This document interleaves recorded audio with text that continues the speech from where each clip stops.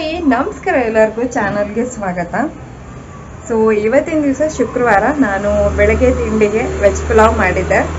So veg ಪುಲಾವ್ಗೆ ಬಳಸುವಂಥ ಪೌಡರನ್ನು ನಾನು ರೀಸೆಂಟಾಗಿ ಡಿಮಾರ್ಟಿಗೆ ಹೋಗಿದ್ನಲ್ಲ, ಆಗ ಒಂದು ಪ್ಯಾಕಲ್ಲಿ ಫುಲ್ಲು ಸಿಕ್ಕಿತ್ತು. ಅಂದರೆ ಎಲ್ಲ ಥರದ ಮಸಾಲೆಗಳನ್ನು ಹಾಕಿ ಒಂದು ಕಾಂಪ್ಯಾಕ್ಟಾಗಿ ಒಂದು ಪ್ಯಾಕೆಟನ್ನು ರೆಡಿ ಮಾಡಿ ಇಟ್ಟಿದ್ರು.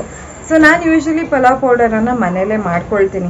ಅಂದರೆ ಎಲ್ಲ ಮಸಾಲೆ ಪದಾರ್ಥಗಳನ್ನೆಲ್ಲ ತಂದುಬಿಟ್ಟು ಒಂದು ಪ್ರಪೋರ್ಷನಲ್ಲಿ ಅದನ್ನು ಹಾಕಿ ಮಾಡ್ತೀನಿ. ಸೊ ಮಸಾಲೆಯನ್ನು ಅಂದರೆ ಪಲಾವ್ ಪುಡಿಯನ್ನು ಮಾಡೋದು ಹೇಗೆ ಅನ್ನೋ ವಿಡಿಯೋ ನಾನು ಈಗಾಗಲೇ ನನ್ನ ಚಾನಲ್ನಲ್ಲಿ ಪೋಸ್ಟ್ ಮಾಡಿದ್ದೀನಿ. ನೀವು ಬೇಕಾದರೆ ಅದನ್ನು ಚೆಕ್ ಮಾಡ್ಬೋದು. ಸೊ ಈ ಸಲ ನನಗೆ ಡಿಮಾರ್ಟಿಗೆ ಹೋದಾಗ ಕೋಗಿಲೆ ಕೂಗ್ತಾ ಇದೆ.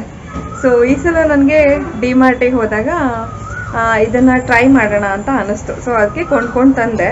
ಏನು ಅಂದರೆ ಒಂದೊಂದೇ ಮಸಾಲೆ ಪದಾರ್ಥಗಳನ್ನು ಹುಡ್ಕೊಂಡು ಹೋಗೋ ತಪ್ಪತ್ತೆ. ಸೊ ಒಂದೇ ಕಾಂಪ್ಯಾಕ್ಟಾಗಿ ಒಂದೇ ಕಡೆ ಸಿಗೋದ್ರಿಂದ ಸೊ ಅದನ್ನು ನಾನು ಮನೆಯಲ್ಲಿ ತಂದುಬಿಟ್ಟು ಒಂದು ಸ್ವಲ್ಪ ಬಿಸಿ ಮಾಡಿದೆ. ಅಂದರೆ ತುಂಬ ಹೊತ್ತು ಹುರಿಯೋಕ್ಕೆ ಹೋಗಿಲ್ಲ, ಸ್ವಲ್ಪ ಬಿಸಿ ಮಾಡಿ ಅದನ್ನು ಪೌಡರ್ ಮಾಡಿ ಇಟ್ಕೊಂಡಿದ್ದೀನಿ. ಸೊ ಇದನ್ನು ನಾವು ಪಲಾವ್ ಅಷ್ಟೇ ಅಲ್ಲದೆ ನಮ್ಮ ಈ ಕರೀಸ್ನೆಲ್ಲ ಏನಾದರೂ ಮಾಡಿದ್ರೆ ಪಲ್ಯಗಳು ಇದಕ್ಕೆಲ್ಲ ನಾವು ಹಾಕ್ಕೊಳ್ಬೋದು. ನೆಕ್ಸ್ಟು ಪನ್ನೀರ್ ಬಟರ್ ಮಸಾಲ ಮಾಡಿದ್ರು ಅಥವಾ ಇನ್ಯಾವುದೇ ಆ ಥರ ಮಸಾಲೆ ಪದಾರ್ಥಗಳನ್ನು ಮಾಡೋದಕ್ಕೆ ಬಳಸ್ಕೊಳ್ಬೋದು. ಒಂದು ರೀತಿಯಾಗಿ ಗರಂ ಮಸಾಲೆ ಆಗಿ ಕೂಡ ಇದು ವರ್ಕ್ ಆಗುತ್ತೆ.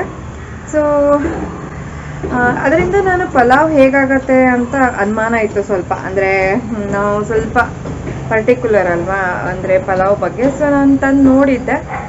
ಪಲಾವ್ ಇವತ್ತು ಮಾಡಿದ್ದೀನಿ, ಅದನ್ನು ರೆಕಾರ್ಡ್ ಮಾಡಿದ್ದೀನಿ, ನಿಮಗೆ ತೋರಿಸ್ತೀನಿ. ಸೊ ಪಲಾವ್ ತುಂಬಾ ಟೇಸ್ಟಿಯಾಗಿ ಬಂತು. ಸೊ ಅದನ್ನು ಇದೊಂದು ವಿಷಯ ಹೇಳೋಣ ಅಂತ ಅಂದ್ಕೊಂಡೆ. ಅಂದರೆ ನೀವು ಕಾಂಪ್ಯಾಕ್ಟಾಗಿ ಒಂದು ಕಡೆ ತಂದು ಪೌಡರ್ ಮಾಡಿ ಇಟ್ಕೊಂಡ್ರೂ ಕೂಡ ತುಂಬ ಚೆನ್ನಾಗಿರುತ್ತೆ ಅಂತ ಹೇಳಿ. ಪಲಾವ್ ಮಾಡೋದಕ್ಕೆ ಇಲ್ಲಿ ನಾನು ಮೊದಲಿಗೆ ಒಂದು ಮಿಕ್ಸರ್ ಜಾರ್ಗೆ ಒಂದು ಕೈಯಲ್ಲಿ ಫುಲ್ ಆಗುವಷ್ಟು ಕೊತ್ತಂಬರಿ ಸೊಪ್ಪನ್ನು ಹಾಕೊಂಡಿದ್ದೀನಿ. ನಂತರ ಒಂದು ಸಣ್ಣ ತುಂಡಾಗುವಷ್ಟು ಶುಂಠಿಯನ್ನ ಈ ತರ ಕಟ್ ಮಾಡಿ ಹಾಕೊಂಡಿದ್ದೀನಿ. ಒಂದು 5 ರಿಂದ 6 ಹಸಿರು ಮೆಣಸಿನಕಾಯಿ, ನಂತರ ಒಂದು ಸಣ್ಣ ಲಿಂಬೆ ಗಾತ್ರದಷ್ಟು ಹುಣಸೆ ಹಣ್ಣು, ಆಮೇಲೆ ಒಂದು 15 ರಿಂದ 20 ಹೆಸರು ಬೆಳ್ಳುಳ್ಳಿನ ಹಾಕೊಂಡಿದ್ದೀನಿ. ಅದನ್ನ ಹಾಕಿ ಪೇಸ್ಟ್ ಮಾಡಿ ಇಟ್ಕೊಳ್ತೀನಿ. ನಂತರ ಒಂದು ಕುಕ್ಕರ್ ಪಾತ್ರೆಗೆ ನಾನಿಲ್ಲಿ ಎಣ್ಣೆಯನ್ನ ಹಾಕಿ ಬಿಸಿ ಮಾಡಿ ಅದಾದ ನಂತರ ಈರುಳ್ಳಿನ ಫ್ರೈ ಮಾಡಿಕೊಂಡು ನಂತರ ನಾನಿಲ್ಲಿ ಬಟಾಣಿ ಕಾಳನ್ನ ನೆನೆಸಿರೋದನ್ನ ಹಾಕಿ ಇಟ್ಕೊಂಡಿದ್ದೀನಿ. ಇದಾದ ನಂತರ ನಿಮ್ಮ ಇಷ್ಟದ ತರಕಾರಿಗಳನ್ನೆಲ್ಲ ಸೇರಿಸ್ಕೊಳ್ಬಹುದು. ನಾನಿಲ್ಲಿ ಆಲೂಗೆಡ್ಡೆ, ಬೀನ್ಸು ಮತ್ತೆ ಕ್ಯಾರೆಟ್ ಅನ್ನ ಸೇರಿಸ್ಕೊಂಡಿದ್ದೀನಿ. ನೀವಿಷ್ಟನ್ನು ಒಂದ್ ಸ್ವಲ್ಪ ಹೊತ್ತು ಫ್ರೈ ಮಾಡೋಣ. ಈಗ ಫ್ರೈ ಆಗಿದ ನಂತರ ನಾನೇನ್ ಮಾಡ್ತೀನಿ, ನಾನು ರುಬ್ಬಿಟ್ಕೊಂಡಿದ್ನಲ್ಲ ಮಸಾಲೆ, ಅದನ್ನ ಇದಕ್ಕೆ ಹಾಕೊಂಡು ಅದರ ಹಸಿ ಪರಿಮಳ ಹೋಗೋ ತನಕ ಹುರ್ಕೊಳ್ತೀನಿ.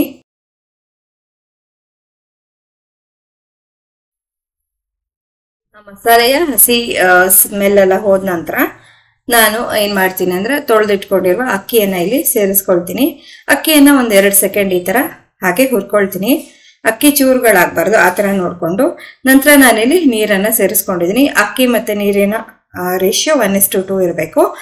ಹಾಗೆ ನಾನಿಲ್ಲಿ ರುಚಿಗೆ ತಕ್ಕಷ್ಟು ಉಪ್ಪು ಹಾಗೆ 2 ಚಮಚ ಆಗುವಷ್ಟು ಸಕ್ಕರೆಯನ್ನ ಸೇರಿಸ್ಕೊಂಡೆ. ನಂತರ ನಾನಿಲ್ಲಿ ಹೇಳಿದ್ನಲ್ಲ ಪಲಾವ್ ಪುಡಿಯನ್ನ ಮಾಡಿ ಇಟ್ಕೊಂಡಿದ್ದೀನಿ ಅಂತ, ಇದನ್ನ ಒಂದು ಪ್ಲಾಸ್ಟಿಕ್ ಕವರ್ನಲ್ಲಿ ಹೀಗೆ ಹಾಕಿಟ್ಕೊಳ್ಳೋದ್ರಿಂದ ಅದರ ಘಮ ಹಾಗೆ ಇರುತ್ತೆ. ಇಲ್ದಿದ್ರೆ ನೀವು ಜಿಪ್ಲಾಕ್ ಕವರ್ಸ್ ಅಲ್ಲಿ ಕೂಡ ಹಾಕಿಟ್ಕೊಳ್ಬಹುದು. ಸೊ ಇದರಲ್ಲಿ ನಾನು ಇವಾಗ 1 ಚಮಚ ಆಗೋಷ್ಟು ಫುಲ್ ಅಂದ್ರೆ ಎತ್ತರ ರಾಶಿ ಬರೋ ತರ ಪೌಡರ್ ಅನ್ನು ತಗೊಂಡು ಈ ಪಲಾವ್ ಮಿಶ್ರಣಕ್ಕೆ ಹಾಕೊಳ್ತಾ ಇದ್ದೀನಿ. ಸೊ ನಂತರ ನಾನಿಲ್ಲಿ 1 ಚಿಟಿಕೆ ಆಗೋಷ್ಟು ಅರಿಶಿನವನ್ನು ಕೂಡ ಸೇರಿಸ್ಕೊಂಡಿದ್ದೀನಿ. ಅರಿಶಿನ ಸೇರಿಸೋದ್ರಿಂದ ಸ್ವಲ್ಪ ಕಲರ್ ಚೆನ್ನಾಗಿ ಬರುತ್ತೆ, ಅಂದ್ರೆ ನನ್ಗೆ ಇಷ್ಟ ಆಗುತ್ತೆ, ಅದಕ್ಕೋಸ್ಕರ ಸೇರಿಸ್ಕೊಂಡಿದ್ದೀನಿ. ನೀವು ಬೇಕಾದ್ರೆ ಸ್ಕಿಪ್ ಮಾಡಬಹುದು. ಸೊ ಇವೆಲ್ಲವನ್ನು ಈ ತರ ಚೆನ್ನಾಗಿ ಮಿಕ್ಸ್ ಮಾಡಿಬಿಟ್ಟು ನಾನು ಕುಕ್ಕರ್ನಲ್ಲಿ ಇದನ್ನ 2 ವಿಸಲ್ ಕೂಗಿಸ್ಕೊಳ್ತೀನಿ. ಅದಕ್ಕಿಂತ ಮುಂಚೆ ಏನಂದ್ರೆ ಇಲ್ಲಿ ನೀರು ಕುದಿಯೋಕೆ ಸ್ಟಾರ್ಟ್ ಆಗ್ಬೇಕು. ಅದಾದ ನಂತರನೇ ನಾನು ಕುಕ್ಕರ್ ಅಲ್ಲಿ ವಿಸಲ್ ಇಡ್ತಾ ಇರೋದು. ಸೊ ಈಗ ಕುಕ್ಕರ್ ಆಗತ್ತೆ ಅಷ್ಟರಲ್ಲಿ ನಾನು ಇಲ್ಲಿ ರಾಯ್ತಾ ಮಾಡ್ಕೊಂಡಿದ್ದೀನಿ. ಇದಕ್ಕೆ ಮೊಸರು, ಕೊತ್ತಂಬರಿ ಸೊಪ್ಪು ಹಾಗೆ ಈರುಳ್ಳಿ, ಜಸ್ಟ್ ಸಿಂಪಲ್ ರಾಯ್ತಾ. ಸೊ ಈಗ ರುಚಿಯಾದ ಹಾಗೆ ಬಿಸಿ ಬಿಸಿಯಾದ ವೆಜ್ ಪಲಾವು ತಿನ್ನೋದಕ್ಕೆ ರೆಡಿ ಇದೆ.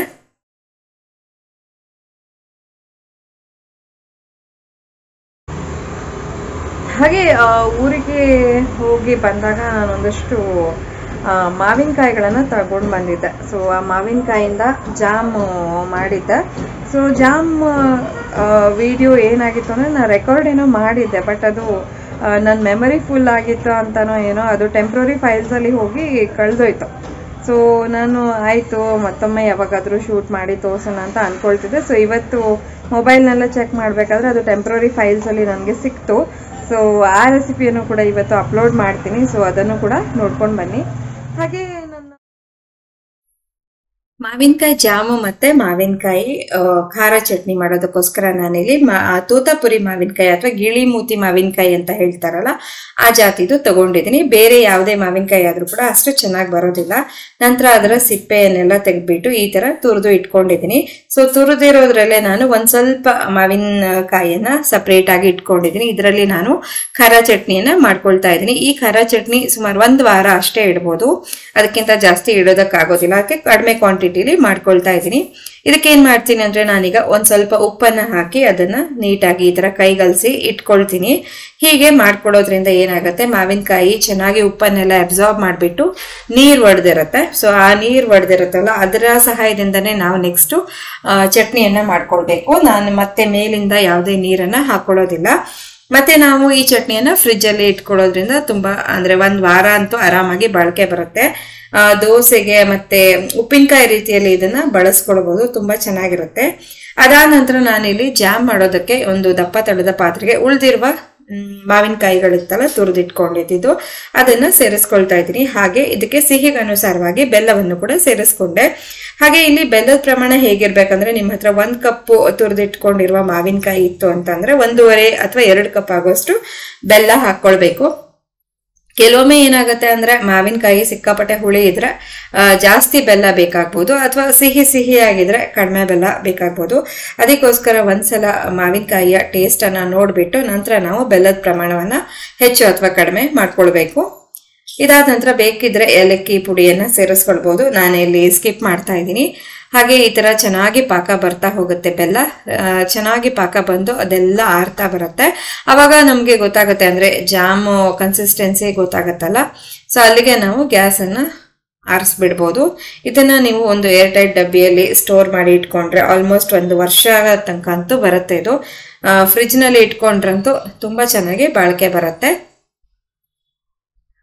ದೋಸೆ, ಚಪಾತಿ, ರೋಟಿ ಇವುಗಳ ಜೊತೆ ಸಿಕ್ಕಾಪಟ್ಟೆ ಒಳ್ಳೆ ಕಾಂಬಿನೇಷನ್. ಇಲ್ದಿದ್ರೆ ಯಾವತ್ತೂ ಏನಾದ್ರೂ ಸ್ವೀಟ್ ತಿನ್ಬೇಕು ಅಂತ ಅನ್ಸಿದ್ರೆ 1 ಸ್ಪೂನಲ್ಲಿ ಇದನ್ನ ಹಾಕೊಂಡು ತಿಂತಾನೋ ಇರ್ಬೋದು. ಈಗ ನಾನು ಮಾವಿನಕಾಯಿಗೆ ಉಪ್ಪು ಹಾಕಿ ಕಲಸಿ ಇಟ್ಕೊಂಡಿದ್ನಲ್ಲ ಅದರದ ಖಾರ ಚಟ್ನಿ ಮಾಡೋಣ. ಏನಿಲ್ಲ, ಸಿಕ್ಕಾಪಟ್ಟೆ ಸಿಂಪಲ್. ಇದಕ್ಕೆ ಒಂದಷ್ಟು ಮೆಣಸನ್ನ ಸೇರಿಸ್ಕೊಳ್ತಾ ಇದ್ರಿ. ಈ ಮೆಣಸು ಒಂದ್ ಸ್ವಲ್ಪನೂ ಖಾರ ಇರ್ಲಿಲ್ಲ, ಅದಕ್ಕೋಸ್ಕರ ನಾನಿಲ್ಲಿ ಒಂದು 10-12 ಮೆಣಸನ್ನೇ ಸೇರಿಸ್ಕೊಂಡಿದೀನಿ. ಸೊ ಇವೆಲ್ಲವನ್ನು ಸೇರಿಸ್ಬಿಟ್ಟು ನಾನು ರುಬ್ಕೊಳ್ತೀನಿ. ಸೊ ರುಬ್ಬಿದಾದ ನಂತರ ನೋಡಿ ಪೇಸ್ಟ್ ಈ ತರ ಕಾಣಿಸ್ತಾ ಇದೆ. ಇದು ಹಸಿಯಾಗಿ ಮಾಡುವಂತ ಒಂದು ಚಟ್ನಿ. ಸೊ ಇದಕ್ಕೆ ಒಂದು ಒಗ್ಗರಣೆ ಕೊಟ್ಟಿದ್ದೀನಿ. ಒಗ್ಗರಣೆಗೆ ನಾನಿಲ್ಲಿ ಎಣ್ಣೆ, ಸಾಸಿವೆ, ಹಾಗೆ ಉದ್ದಿನ ಬೇಳೆ ಮತ್ತೆ ಸ್ವಲ್ಪ ಜಾಸ್ತಿನೇ ಹಿಂಗನ್ನ ತಗೊಂಡಿದ್ದೀನಿ. ಇದು ಕೂಡ ಅಷ್ಟೇ ಸಿಕ್ಕಾಪಟ್ಟೆ ಹುಳಿ ಖಾರವಾಗಿ ತುಂಬಾ ಚೆನ್ನಾಗಿರುತ್ತೆ. ಬಿಸಿ ಅನ್ನಕ್ಕೆ ಸಿಕ್ಕಾಪಟ್ಟೆ ಒಳ್ಳೆ ಕಾಂಬಿನೇಷನ್.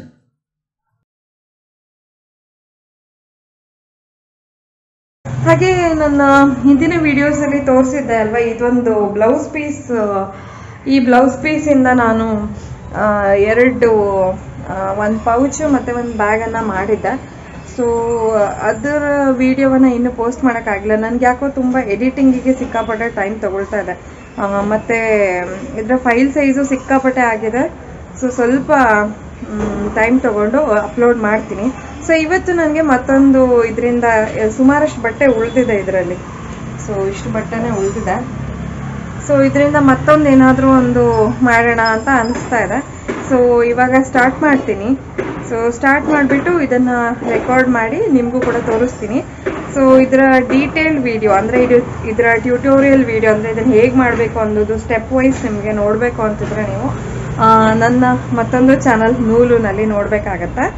ಸೊ ನೂಲು ಚಾನಲನ್ನು ಲಿಂಕನ್ನು ನಾನು ಬೇಕಾದರೆ ಈ ವಿಡಿಯೋ ಅಂಡರಲ್ಲಿ ಕೊಟ್ಟಿರ್ತೀನಿ, ಡಿಸ್ಕ್ರಿಪ್ಷನಲ್ಲಿ ಚೆಕ್ ಮಾಡ್ಬೋದು. ಸೊ ಆ ಚಾನಲಿಂದು ಕೂಡ ತುಂಬ ಒಳ್ಳೆ ರೆಸ್ಪಾನ್ಸ್ ಬರ್ತಾ ಇದೆ. ಅಂದರೆ ಈ ಥರ ಸ್ಟಿಚಿಂಗ್ ರಿಲೇಟೆಡ್ ಇಷ್ಟ ಇರೋರಿಗೆಲ್ಲ ಅಂದರೆ ಆ ಟ್ಯೂಟೋರಿಯಲ್ಸ್ ಹೆಲ್ಪ್ ಆಗ್ತಿದೆ ಅಂತ ಕೇಳಿ ತುಂಬ ಖುಷಿ ಆಯಿತು. ಸೊ ಯಾರೆಲ್ಲ ಇನ್ನೂ ಆ ಚಾನಲನ್ನು ಸಬ್ಸ್ಕ್ರೈಬ್ ಮಾಡ್ಕೊಂಡಿಲ್ಲೋ ದಯವಿಟ್ಟು ಸಬ್ಸ್ಕ್ರೈಬ್ ಮಾಡ್ಕೊಳ್ಳಿ. ಇನ್ನೂ ಹೆಚ್ಚು ಇಂಥ ವೀಡಿಯೋಸನ್ನು ಹಾಕಬೇಕು ಅಂತ ಅಂದ್ಕೊಂಡಿದ್ದೀನಿ. ಹಾಗೆ ನೀವು ಹೆಚ್ಚು ಸಬ್ಸ್ಕ್ರೈಬ್ ಮಾಡೋದ್ರಿಂದ ನಮಗೂ ಜಾಸ್ತಿ ಮೋಟಿವೇಶನ್ ಬರುತ್ತೆ. ಹಾಗಾದರೆ ಬನ್ನಿ ಇದರಿಂದ ಏನು ಮಾಡ್ಬೋದು ಅನ್ನೋದನ್ನು ನೋಡೋಣ.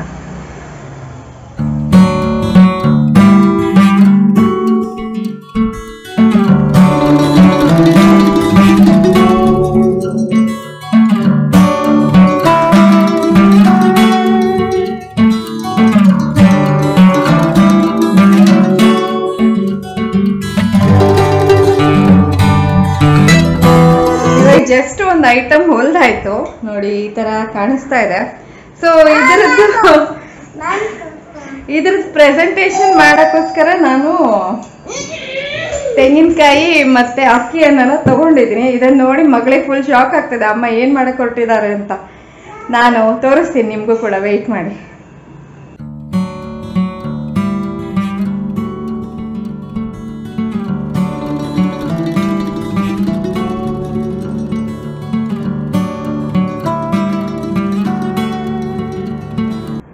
ಇದೇನು ಅಂತಂದ್ರೆ ಇದನ್ನ ಮೇಕಪ್ ಆರ್ಗನೈಸರ್ ಆಗಿ ಕೂಡ ಬಳಸಬಹುದು. ಇಲ್ಲದೆ ಇದ್ರೆ ನಾವು ಉಡಿ ತುಂಬೋದಕ್ಕೆ ಅಥವಾ ಈ ಬಾಗಿನ ಕೊಡೋದೆಲ್ಲ ಇರುತ್ತಲ್ವಾ, ಸೊ ಮಡ್ಲಕ್ಕಿ ತುಂಬೋದು, ಈ ತರದೆಲ್ಲ ಇದ್ದಾಗ ಈ ತರದ ಬ್ಯಾಗ್ಗಳಿದ್ರೆ ಆರಾಮಾಗಿ ಅದರಲ್ಲಿ ಅಕ್ಕಿ, ಕಾಯಿ, ಬ್ಲೌಸ್ ಪೀಸು ಇದನ್ನೆಲ್ಲ ಹಿಡ್ಸತ್ತೆ. ಸೊ ಅದನ್ನ ಮಾಡಿದ್ದೀನಿ ಇವತ್ತು. ಸೊ ಈ ವಿಡಿಯೋ ನಾನು ನೂಲು ಚಾನಲಲ್ಲಿ ಹಾಕ್ತೀನಿ. ಸೊ ಅಷ್ಟೇ, ನೀವು ಡೀಟೇಲ್ಡ್ ವಿಡಿಯೋ ಅಲ್ಲಿ ನೋಡ್ಬೋದು. ಸೊ ನಾನು ಇವತ್ತಿನ ವಿಡಿಯೋವನ್ನ ಇಲ್ಲಿಗೆ ಮುಗಿಸ್ತಾ ಇದ್ದೀನಿ. ವಿಡಿಯೋ ಇಷ್ಟ ಆಗಿದ್ದಲ್ಲಿ ಪ್ಲೀಸ್ ಒಂದು ಲೈಕ್ ಕೊಡಿ, ಚಾನಲ್ಗೆ ಹೊಸಬಾಗಿದ್ದಲ್ಲಿ ಸಬ್ಸ್ಕ್ರೈಬ್ ಮಾಡ್ಕೊಳ್ಳಿ, ಹಾಗೆ ಪಕ್ಕದಲ್ಲಿ ಬರುವಂತ ಬೆಲ್ ಐಕನ್ ಅನ್ನು ಕೂಡ ಕ್ಲಿಕ್ ಮಾಡ್ಕೊಳ್ಳಿ. ಇದರಿಂದ ನಾನು ಯಾವುದೇ ಹೊಸ ವಿಡಿಯೋ ಮಾಡಿದ್ರು ಕೂಡ ನಿಮ್ಗೆ ನೇರವಾಗಿ ನೋಟಿಫಿಕೇಶನ್ ಬರುತ್ತೆ. ಹಾಗಾದ್ರೆ ಮತ್ತೊಂದು ಹೊಸ ವಿಡಿಯೋದೊಂದಿಗೆ ಭೇಟಿ ಆಗ್ತೀನಿ. ಅಲ್ಲಿವರೆಗೂ ಎಲ್ರಿಗೂ ಧನ್ಯವಾದಗಳು. Thank you.